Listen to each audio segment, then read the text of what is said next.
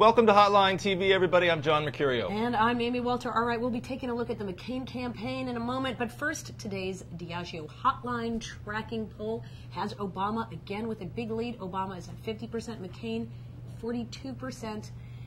Interesting note from the poll is the fact that Barack Obama and John McCain now tied on the question of who you think is better prepared to lead the country. This is the first time since we've asked this question that the two candidates have been tied. McCain has had a consistent lead on this question. So, again, hitting that threshold for voters about feeling comfortable with... Indeed. It's the General Colin Powell endorsement taking effect.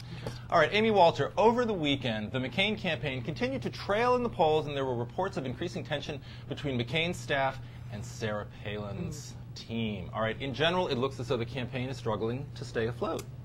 That does seem to be the case, John Mercurio. That's what I see. So, let's take a look at what we think the top 5 mistakes of the McCain campaign will be. Maybe if things had been different, we'd be looking at different polls. We're talking, of course, over the course of the entire presidential campaign over the past 20 months or so. These are what we believe we are now ranking in the sort of, conventional rush to write the McCain campaign obituary. We are now ranking the 5 things that that John McCain screwed up on. All right.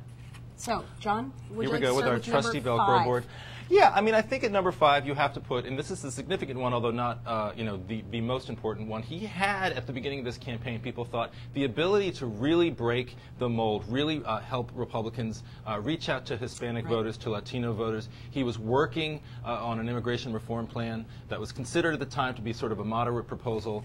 He's from the state of Arizona with a large Hispanic population. There were hopes, I think, at the time that he would break the 45, 50% gains that Republicans have made. Guess what? And he failed to do so. He's not even close to that. He's now, in the Diageo Hotline poll, he's at 16%. And that's a very reliable poll. Yes, it is, among Hispanic voters. Poll. So when you talk about how is the West lost here, Nevada, New Mexico, Colorado, and Hispanic maybe voters. even Arizona. Look, Yeah, there are also Virginia. some reports, some quasi-reliable polls that are coming out this week that are showing that Arizona is in single digits. That's his home state. Look, if Obama takes Arizona, that's going to be sort of the story of the night, I think. Moving right along. All right. Did we say that this is number 4? We are saying that right now. Number 4, we think is the freezing out, alienating the press. Remember, it was not long ago when the press was his base. Right. He had a good relationship with them, and then we find as the campaign moved on, he decided that they were no longer on script, and it was an amazing thing to see them just sort of frozen out, just day after day after day. It was sort of like anybody wrote a bad piece, and it just seemed to me that it continued to put forward this storyline that this was a cranky guy. He doesn't like to be criticized, thin-skinned, not able to sort of handle adversity. Right, and it was, of course, solidified at the Republican convention with all of the attacks by Fred Thompson, by Mitt Romney, and by Rudy Giuliani about the liberal media establishment. All right, moving right along. Look, he had a choice, I think McCain did, at the beginning of, really sort of this summer during the Republican convention, where the final months of the campaign are going to be focused on his experience over Barack Obama's, the importance of having somebody coming into office who's ready on day one. You started to see at the beginning of September that he was gaining in the polls against Obama. At the beginning of August, he was gaining, this is before the conventions, on the idea that he was more experienced at a time of crisis, whether it was foreign or domestic. And that seemed to be something he was gaining on. He decided, both through the choice of Sarah Palin and through his own campaign's language, to instead make this a campaign about him being a maverick as opposed to somebody who was experienced. This ties into Sarah Palin, and we'll talk about her in a minute. But I think that was a big mistake on his part, to become the maverick reformer as opposed to the experienced leader. Well, given what we knew, and this is going to bleed into our other two, but given what we knew at the time, which was that this experience focus hadn't done much for Hillary Clinton, and it was only getting McCain basically up to a certain level. He couldn't necessarily win. He had to sort of throw the ball long, and had the economic crisis not happened, maybe this would have been better. But I think that experience in the Democratic primary was very different than experience in the general election. An experience of a Hillary Clinton type with a sort of partisan background, her husband had been president in the White House, it would have been, I think, a much more productive and beneficial route for McCain to take. All right, number 2. This was tough because 2 and 1 are very close together. The pick of Sarah Palin. Look, I don't even. Enough We could said. spend wow. way too much time on this, but it is pretty clear that for as much as she has revved up the base, and she continues to do that, this is not a base election. Right. She has alienated independents. The stories have been 90-10 negative. This is the only person in the entire race who actually has high disapproval ratings, low favorable ratings. And it undercut the experience argument. And the judgment. Okay, right. number one. Number one has got to be, of course, the economic crisis. Not just, obviously, the crisis itself, but McCain's response to it. Absolutely. Both his decision to suspend his campaign right before the first debate, Here, you can put that up there. and also to,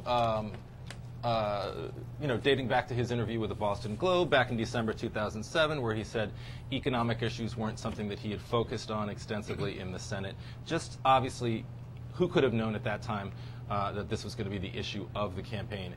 But obviously a candidate who was never really well prepared to debate. Right. If you're going to run as, again, if you wanted to run as the experienced candidate and the one with the judgment, the two things that undercut that argument, Sarah Palin, his reaction to the economic crisis. And I think it was at that point, on top of 3 very strong debates for Barack Obama, that voters were able to hit that place where they said, okay, I can see Barack Obama in this job. He has met the threshold for me. And of course we saw that, as I said, in our poll where we're seeing the preparedness question now finally no longer in McCain's favor. So there you go. We have declared the McCain campaign officially dead. May it rest in peace. And now, yet another Quickie with Quinn. Hello, well, I'm going to start off by answering a question that I posed in Friday's edition, which is, what is going on in Colorado? Well, the answer is the NRC has indeed pulled out. They had not reserved any TV ads for the coming week. And a new poll out shows Mark Udall leading Bob Schaefer by 13 points, so that race may be over. In poll news, a lot of new Senate polls today. Gene Shaheen in New Hampshire is ahead by 13 points, and Norm Coleman is ahead in his first poll in a while by 9 points. Frankly, I think both of those are exaggerated leads. I'm sure both New Hampshire and Minnesota are quite close, probably within the margin of error, but we'll see. Good news to the Republicans, though. There are a couple new polls out that show Roger Wicker and Saxby-Chambliss in the South with slightly more comfortable leads than they have shown in previous polls. So Republicans can be glad about that. The real numbers in Georgia to watch out for, though, are not so much poll numbers, but early voting and the black turnout of voters, which right now is holding at 35%. It's come down a bit. It was in the high 30s a week or two ago, and I think really the cutoff to look for will be 30%. If over 30% of voters are African American, that might be somewhat dangerous for Saxby-Chambliss, but if it's below that, chances are he's safe. So there you go. All right, well, that's all we have for Hotline TV today. I'm Amy Walter. And I'm John Mercurio. We'll see you next time on Hotline TV.